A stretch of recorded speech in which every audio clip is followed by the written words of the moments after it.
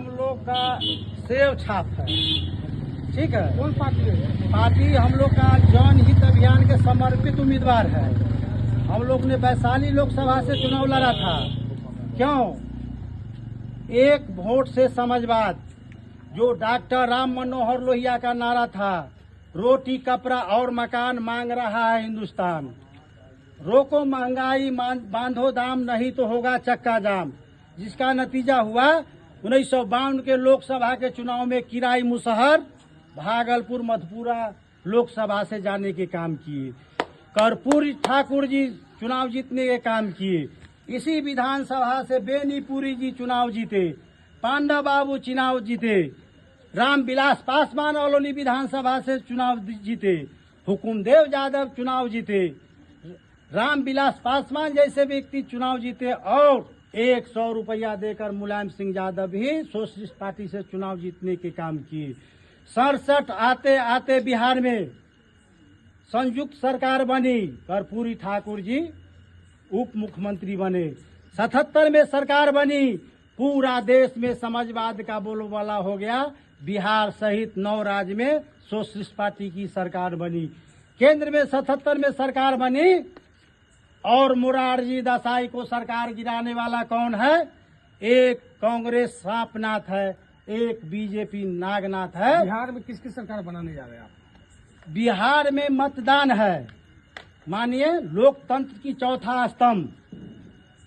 5% बचे हुए हैं, 95% बिक जाते हैं। देश महंगाई के कगार पर है, भूखमरी के कगार पर है। जय लोकसभा में होता है जय श्री राम, जय हनुमान जी।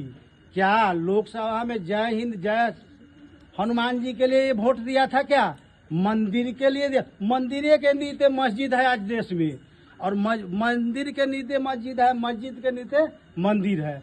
महंगाई गायब है, बेरोजगारी गायब है। ये मुद्दा नहीं चलाएंगे मोदी जी और कांग्रेस पार्टी तो सब बोलेगा ना महंगाई पर वोट करना है। जनता को उलझाना चाह रहा है। जनहित अभियान के राष्ट्रीय संयोजक राज नारायण जी ने जिस ढंग से डॉक्टर राम मनोहर लोहिया ने नारा दिया था, रोटी कपड़ा और मकान 85% के लिए, भारत के आम नागरिक एक वोट का अधिकार, राजा हो रंक हो, फिर देश में 95% गरीब क्यों होते जा रहा है, 5% धनिक क्यों होते जा रहा है?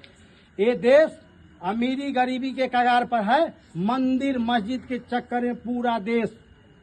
क्या समझे, महागठबंधन की सरकार चाहते हैं? वो तो आम से हम लोग अपील कर रहे हैं, जिसकी जितनी संख्या भारी उसकी उतनी हिस्सेदारी। जो डॉक्टर राम मनोहर लोहिया किराई मुसहर जैसे गरीब व्यक्ति को लोकसभा भेजते थे, पूरा बिहार में लोकतंत्र में एक वोट का अधिकार है।